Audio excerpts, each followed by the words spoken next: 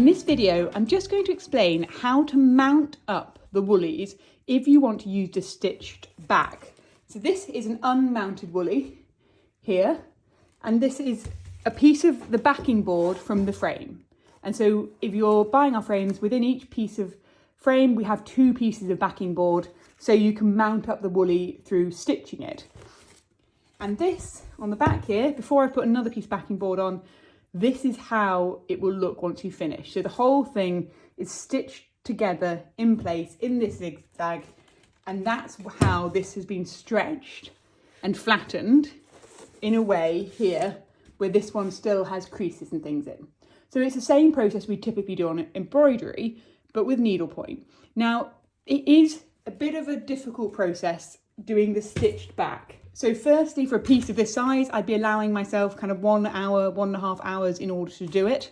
This is a large piece, but also it's the sort of thing where you develop a bit of a knack for it. So I'm going to show you it. If you do find this a really hard process, then you can always do the same process we use on normal embroidery, where we mount it up on a piece of foam board and then we pin it in place. That is a simpler process. The reason we're not using it in this frame scenario is because the frames we have are not as deep, and therefore you want to have a thinner piece of board. So we find this method works best. So I'm going to just show you how to begin. Now what I am just using is a standard cotton thread. If you can, buy yourself a reinforced cotton thread, something like the Gutman's cotton thread, one that's really strong so you don't have to double up. Now my cotton thread is not a particularly high quality cotton thread that I'm using right now. So when I do this, I'm going to be doubling up my thread. You end up pulling really tight, so you do need your thread to be really strong. So I'm getting myself quite a long length of thread. I'm going to double it over.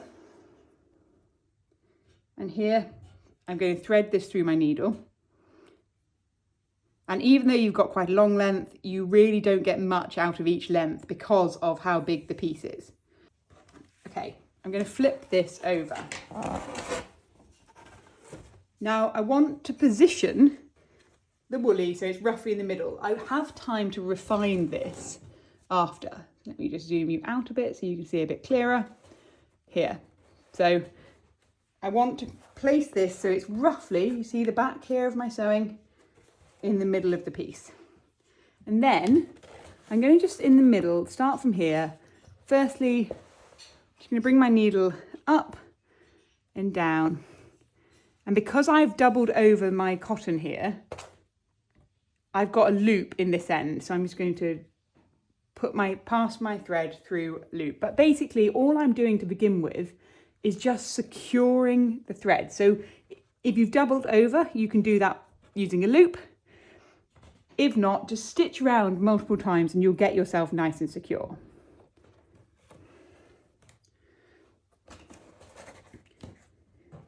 So to begin with, what I'm going to do is just gently fold across, and I'm going to pull my needle at the bottom here.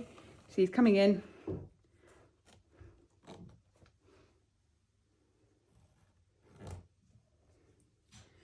So this is my first bit, and don't worry too much when you begin about how tight you pull it. You sort of just want to get some stitches in.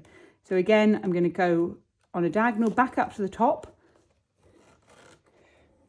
and then I'm going to come down to the bottom. And I'm not worrying, as I said, too much about what position I'm in. Am I in the right place? I'm just getting a few bits in to begin with, because if you pull too tight right at the beginning, you will end up tearing your thread.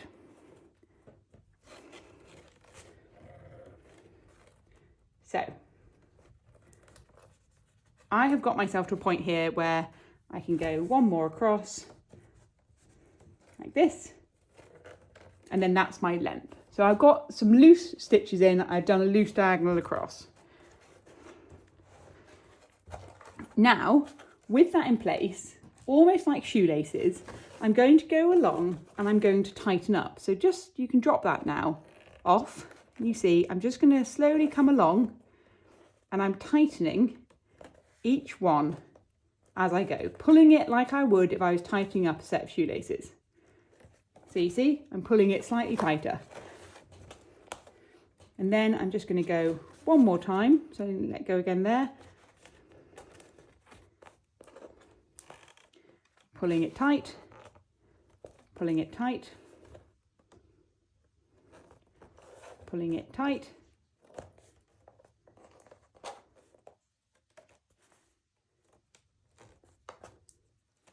And pulling it tight. Now you're going to end up wanting to go round and tighten this whole lot up with another layer of stitching over the top. So all I'm really wanting to do on this first one is just get it tight enough that I'm taking some of the tension off.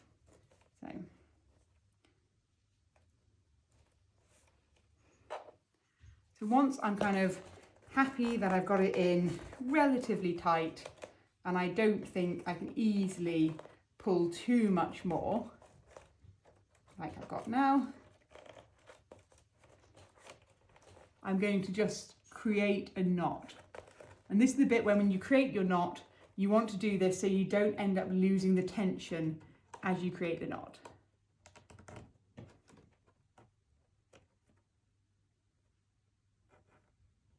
I've got my needle and I'm just going to very quickly pull a tight knot there. So I've knotted it in place. I'll just do 1 second one on. Right. So if I turn this over, I can see where I've got to. So I can see that I've ended up mounting slightly too high at the top and too low at the bottom. So I'm just going to rotate it round so it's like a sock. Rotate it round a bit so I get it slightly better in position. Okay, now I'm happy with where that is. Go back over and I'm going to carry on. And you want to keep all this first lot being quite loose. When you get into the second layer, you're going to end up wanting to go tighter again on what you've done for the first time, because you want to get this as flat and tight as possible so that it fully fits your frame. Now, if you're working on the very wide one, what I really recommend is you do the whole way along the top and bottom before coming in and doing the sides. So we got here, we're going to come in. And again, I'm just going to be creating my loop. So I'm just getting this secured in place to begin with. Okay, so again, pull this tight. So I want to go so it's kind of pretty straight along the line. And you can, because you're working on gridded material here, you know, you can sort of follow the line of where did your last stitch go in.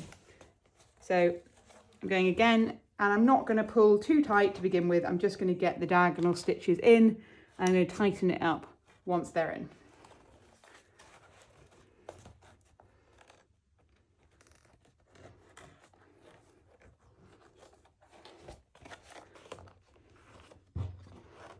So here I haven't got enough there particularly to go back again, so I'm just going to pull that, leave that flat. And this is where I'm just pulling to get myself nice and tight, trying to make all this sort of sit in a nice straight line.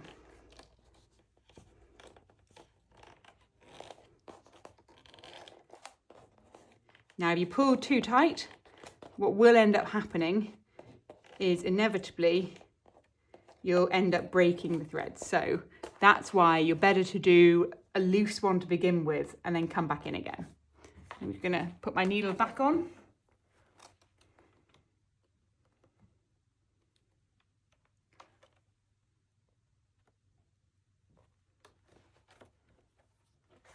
Make sure I've got it pulled tightly. Getting every last little bit of give out of it. And then I'm going to go again for the knot.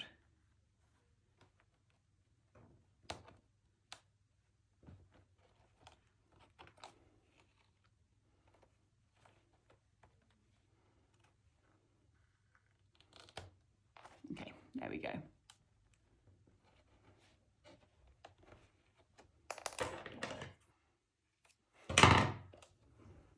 And that is basically how we're going to continue. So you end up getting yourself loosely at first mapped in. Now, just to give you an idea of the size we need to get to, here is the frame for this design. So basically I can see that I'm already sort of at the height.